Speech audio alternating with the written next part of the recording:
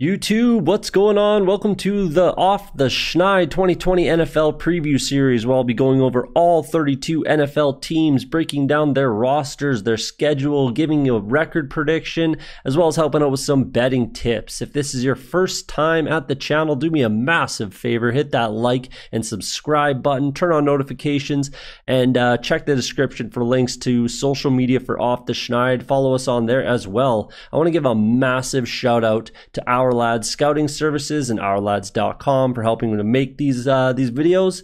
I'm on their website almost daily, and if you're a serious football fan, guys, you need to have this website bookmarked, favorited, whatever it is. Helps me at draft time, fantasy football purposes, when creating bet slips, as well as DFS lineups. It's your one-stop shop for NFL scouting services. There's a link in the description for OurLads.com as well as the social media. Do me a favor again, hit that like and subscribe button. But enough of that. Let's get to your favorite NFL football preview. Taking a look at the Vikings, and I'm going to say it right off the top. I know I'm going to take some serious heat from Vikings fans, probably just as much or more than I took from the Tennessee Titans fans. So just be warned, I'm going to take some heat. I know it, but bring it on. It is what it is. Let me know in the comments. You know, we'll see. So start at quarterback. As always, we got Kirk Cousins, who I do really like. I do really like Kirk Cousins as a quarterback. I think he's a good leader. I think he can get the job done. You know, there's nothing wrong with Kirk Cousins. I think he's an above average quarterback. He takes a lot of heat that's not really deserved. He's a good quarterback. Nothing negative to say about Kirk Cousins. But beyond that, and this is a big thing, and I have not projected like he gets hurt. I have not, and I don't, and you cannot project for injuries. You can't, and I haven't. But if Kirk Cousins gets hurt this season, the Viking season is completely over, and they will be one of the worst teams in the NFL. Same thing I said with the Tennessee Titans for a couple of their players. If Kirk Cousins gets hurt for the Vikings, you can't trot out Sean Mannion, definitely not Nate Stanley, or Jake Browning and feel like you're going to beat any NFL team. You just cannot. So if Kirk Cousins gets hurt, the Vikings will be one of the worst teams in the NFL and be in contention for first overall. There, I said it. And that's just true. If any Vikings fan wants to disagree with me, let me know in the comments. I know I'm going to take some heat for this one, so let's just get right to it. Move to running back. Dalvin Cook, one of the better. He's probably about top five running back in the league right now. I do really like Dalvin Cook. He definitely faded towards the end of last season and got hurt, which is a concern. That's also something to be said for his contract situation. Here's the thing. Running backs get one opportunity to make legitimate money. They get one, especially if they're not a first-round pick. And how many running backs are getting drafted in the first round these days? Maybe one a year, maybe two tops. So, and if they are, it's at the back end, so the team gets a fifth-year option on them for cheap. That's usually what it is. But either way, so running backs get one opportunity to make a legitimate contract. Every running back knows it, and that's what they're trying to push for. They need that first contract after their rookie deal is up, and that's right where Dalvin Cook is. And he knows he needs to make the money. He wants right around probably $13 million a year. They want to offer him 8. You know, they started with 8. He started with 16.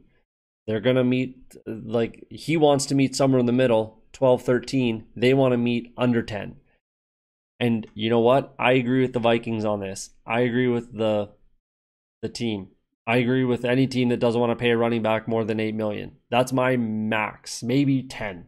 And depends on who it is. If we're talking about McCaffrey, if we're talking about Zeke, if we're talking about Barkley, those guys, I would sign them for the deals that they did. You kind of have to, especially McCaffrey. But for a guy who has had injury histories, and here's the thing, his injuries are worrisome, very worrisome. You know, shoulders and knees.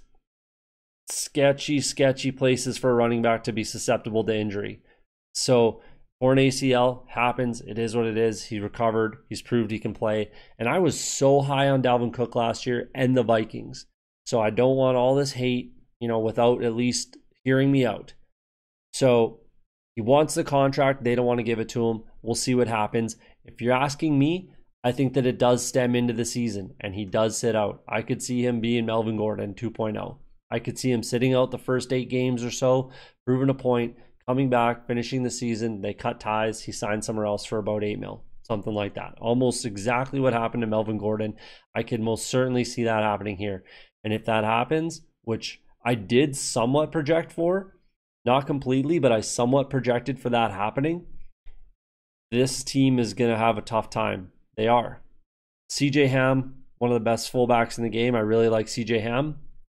Tight end situation is fantastic. You got Rudolph, the red zone reindeer, and Irv Smith, who I really like as well, and should take another step forward in his second season. Offensive line is one of the better in the league, in my opinion. They were top 5 for sacks allowed last year, and I think they got better. Yeah, sorry, they definitely got better. They got Ezra Cleveland in the draft. You know, Drew Samia is still there as well as a backup. They got better on offensive line, and they're very, very good. Then for wide receivers, this is why I'm projecting them to pull back. This is why, with their wide receivers. It was the difference last year, and they made do with basically just Stephon Diggs, but you don't have an outside receiver right now, at least not one that you can really lean on. Dustin Jefferson played almost all of his snaps from the slot at LSU. And look what happened to Juju Smith-Schuster. They moved him from the slot to the outside, and he struggled extremely. You can't do that with a rookie. Justin Jefferson will play the slot this year. He absolutely kind of has to. And then Adam Thielen is going to have to move to the outside. He played a lot of slot as well. He has to move to the outside, and I'm not penciling in Adam Thielen to go back to getting 100 catches and 1,000 yards, 8 touchdowns type of thing. You cannot pencil that in for Adam Thielen at this point in his career with injuries and how old he is right now. He's over 30, you know.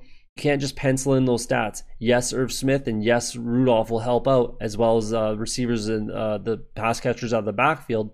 But the pass catchers out of the backfield are catching the ball at average 2 yards behind the line of scrimmage. That can't continue to add up to success. Yes, the offensive line helps a lot, and that's a great help to catching the ball out of the backfield, especially when you're catching it behind the line of scrimmage, as well as CJ Hamm. But still, it's not a recipe for long-term success. It's really not. So that's scary. And then who you got? BC Johnson on the outside? Don't think so. Tajay Sharp is another slot type receiver. Chad Beebe, slot type receiver. KJ Osborne? I don't think so. There you go. It's kind of, I mean, I like the way that they make do with what they have, and they will continue to do that next year. You know, tons and tons and tons of screens, tons and tons and tons of play action. And Kirk Cousins is one of the better play action quarterbacks in the league.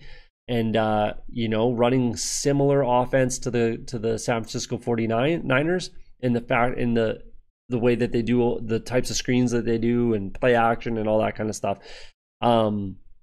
But they're not as good as the 49ers all around. They don't have as much talent.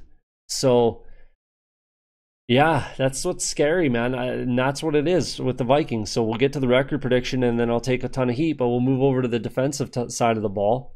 Defensively, they were one of the better teams in the league at getting after the quarterback, which is actually pretty surprising to me. They were top 5 in the league at getting after the quarterback last year, which I actually was surprised about, if I'm being honest. I was. But Danielle Hunter is extremely good. He's one of the better pass rushers in the game right now, and it might end up being one of the better in history if he keeps the way he's going. But they lost Everson Griffin, Linval Joseph. Those are tough, as well as their top 3 cornerbacks, which is going to affect them getting after the quarterback. You know, say what you want about Xavier Rhodes. He was not very good last year, but he was still, arguably their number 1 corner. Trey Waynes, Mackenzie Alexander are gone. Stephen Weatherly's gone. Andrew Sendejo, Jaron Kearse. They lost a lot of pieces on defense, especially a lot. They did have a fantastic draft. Absolutely. They had a very, very, very good draft. Justin Jefferson was a great pick. Jeff Gladney, I love. Ezra Cleveland, fantastic. Cam Dantzler, I really like. James Lynch, Troy Dye, Kenny Willekes. I like all of these picks. I really, really do. But they have, in my opinion, the downfall for the Vikings this season is going to be they have too many rookies playing too prominent of roles. You can't have rookies, trying to make the difference on your team. Even so, let's just break it down. The defense, we got Danielle Hunter, fantastic. Shamar Stephen, not super scary. Michael Pierce, not super scary anymore. Ifedi Odenigbo, I really, really like. That's fantastic. But much like the Chargers, who didn't have a ton of sacks, you wouldn't think that you would think that they were up there for sacks, because they have two very good outside defensive end pass rushers, which is what the Vikings have as well. But that's not going to lead to winning a ton of games and long-term success. It's just not, much like the Chargers. So, but they do have Willekes and Lynch and Wanham. Those are very good, up-and-coming type of guys that I do really like. Anthony Zettel is not really going to, strike a ton of fear. But I do like all these guys. And here's what it is for the Vikings for me. What was it, 3 years ago? They went like 13-3 or something, won the division. Next season, go 8-8, kind of a pullback. Then last year, 10-6, they go to the playoffs again. That's kind of how I see this year happening for the Vikings. Another pullback, then they go back to the playoffs. That's kind of what I see. That's how I see it happening for the Vikings. So they still have a ton of pieces. They're still a very good team, but they're going to have a down year, be back to the playoffs next season, in my opinion. I don't think there's any Vikings fan out there that can look me in the eyes and tell me that the Vikings are a serious threat to win the Super Bowl this year. If you do, leave a comment. I extremely highly doubt any Vikings fan can actually do that. Running linebackers are fine. I don't mind Kendricks. I don't mind Barr, but they're not. They're probably outside the top 10 as far as linebackers are concerned, in my opinion. I do really, really, really like their corners. Absolutely. It's just that they're rookies and they're not going to be able to catch on like super, super quick, right? Mike Hughes is still more or less a rookie. This is his first real season of playing, he's now their number one corner, and he hasn't really started. He hasn't been a starter. They had those three corners that were very, very good, and they kind of always have that. That's Mike Zimmer. That's how Mike Zimmer drafts and how he builds his team. And I really like him. Cam Dantzler, Jeff Gladney, absolutely. Mike Hughes, I absolutely like. But they're going to struggle. They're rookie corners. They're new, young corners. They're rookies, whatever it is. They're going to struggle, I'm telling you. Harrison Smith is a fantastic player and a fantastic leader back there, but he can only kind of do so much. And with what I see as being a worse pass rush and a worse secondary, I think these numbers are going to fall back, especially getting after the quarterback. I just see the Vikings pulling back this year. I don't really see any way around it unless Dalvin Cook is happy and he plays all season and he's an absolute world beater and doesn't fall off and doesn't get hurt. Or Madison is just that guy. I really do like Alexander Madison. I do like Michael Boone. But the fact is they're not as good as Dalvin Cook. They're just not. So we'll see. And like I said, if Kirk Cousins goes down, the season's over for the Vikings. It is over. If he goes down for any extended amount of period, even if if he's down for 1 game, 2 games, they will lose those games. I guarantee it. So there you go. Let's take a look at their schedule and the record prediction for 2020. All right, there you go, guys. We got the low, high, my. 11-5 on the low side, 9-7 on the high side, 7-9 is my prediction, which is what I predicted the Tennessee Titans to be as well, and took an unreasonable amount of heat, in my opinion, about the Tennessee Titans. And I'll probably take the same thing, same amount of heat for the Vikings here. So they are tied with the Packers for most likely to win this division, 2.62 on your money for the Vikings to win the division. I honestly think that they fall to the back. I think they finish last in this division. There you go. Bring on the heat. Put it in the comments. Tell me how stupid I am. Can't wait. But that's just how I see it happening. And like I said, and another little tidbit to throw in here. Every year I make sorry, last year was my first time, but every year I make I bet on all 8 division winners, parlay them together, and make a bet. Last year, the only division I got wrong was this division because I bet on the Vikings. I thought the Vikings were going to do it. I thought it was going to come down to coaching.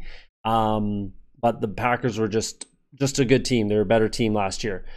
And now I'm picking the Packers to win this division. And I think what happens with the Vikings, like I said in the roster prediction there, or rundown, was that the Vikings take a step back this year and they get right back to the playoffs next season. That's what I think happens with the Vikings. They still have a very good team. They still have a lot of pieces. They had a fantastic draft. They've had a ridiculous amount of draft picks the past 2 years. I just don't think they have enough talent and skill right this second for this season to go back to the playoffs. I just don't see it, especially if we see a holdout from Dalvin Cook or an injury from Cook or Kirk Cousins or something like that, or wide receiver, very similar to the Tennessee Titans, in my opinion. So there you go. Bring on the heat. I know I'm going to catch so much of it, and everyone's going to tell me how stupid I am, whatever it is. But like I said, look me in the eyes and tell me the Vikings are a threat to win the Super Bowl. I guarantee you can't do it. Started off week 1 at home against the Green Bay Packers. I got the Packers winning that game. At the Indianapolis Colts, I got the Colts winning that game. At home against the Titans, at that point in the season, I think the Titans can definitely come in and get that win. On the road against the Houston Texans, that's a tough game, especially with the passing attack. Deshaun Watson, rookie corners. As long as Will Fuller's healthy, that's a tough game. David Johnson, Duke Johnson now. On the road against Seattle, I think Seattle definitely gets that win. At home against Atlanta, again, rookie corners against those against those wide receivers and Matty Ice. It's not, and I know I'm going to get some more heat for this. It's not crazy. It's not crazy, in my opinion, that the Vikings start 0-6. It's not crazy. Do I think that happens? No, I don't. I think they get some wins there. I think that they could beat the Packers at home. I think they could beat the Titans for sure, who I think set back. I think they could beat the Titans at home. They could beat the Houston Texans because I think they pull back as well. They could beat the Colts, but it's really not crazy. They start 0-6, and I know I'm going to get some heat for that. It's not crazy. They have a bye week in week 7. Nothing wrong with that for this team. That's an okay spot to have your bye week. And then they come back at the Packers. That's a tough game. I don't expect them to get that win. 0-7 maybe. Probably not, but there you go. Then at home against Detroit, I think by then the corners will have kind of figured it out and caught up to the speed of the game and the physicality of the game and the difference between college football and NFL football. So I think that they should be able to get that win against Detroit. And you see where I'm kind of getting this 5-11 on the low side. If you think I'm ridiculous, which I guarantee a lot of people are, you probably can't see what I'm talking about here. But it's not crazy. It's really not. And then on the road against Chicago, a very tough game. I think Chicago gets that win. At home against Dallas, there's no way these corners are going to be able to keep up with Dallas unless there's an injury, and then Zeke as well. Unless there's an injury to Dallas, and even if there is one in their wide receiver core, I think Dallas comes in and gets this win. Indoor stadium, it's going to be a track meet for the Cowboys. There you go. At home against the Carolina Panthers, that's a game that you kind of have to win. Both teams kind of want to win that game. That should be a good one in a close game. Same with the Jacksonville Jags. Those are games that you got to win, those two back to back. On the road against Tampa Bay, they're not going to go down there and beat the Bucs on the road. They're just not. At home against Chicago, that's a good spot to split, especially that late in the season at home against a decent team like Chicago. I could see them getting that win. On the road against the Saints, not going to happen. On the road against the Lions, and everyone's going to be like, oh, they beat the Saints at home in the playoffs. Yes, I know that. Of course I know that. But different teams, guys. They're different teams. On the road against Detroit, I don't see them getting that win. So you see where I'm going with this. You see how I'm getting to 5-11. It's not crazy at all. And I know I'm going to hear about it, so bring it on. Put it in the comments. Tell me I'm an idiot. Tell me how stupid I am. I can't wait. We'll see what happens at the end of the year. But I really don't think it's crazy that the Vikings fall back significantly. And again, if there's an injury to Kirk Cousins, it's going to be tough for them to win one game. from his injury on type of thing. And even with Kirk Cousins, they're going to have a tough time. I just don't think that they have the wide receivers.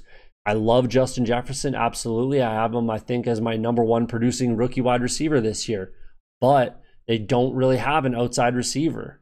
And Adam Thielen, you can't pencil in stats like that. You just can't, especially when those stats came predominantly from the slot, which is where Justin Jefferson will be playing. I would almost be guaranteeing that. They absolutely should have him play in the slot. And if Dalvin Cook sits out for any extended period of time, there's a lot of questions, a lot of question marks with the Vikings this season. So put it in the comments, tell me how stupid I am, but there you go. There's your breakdown for the 2020 Minnesota Vikings.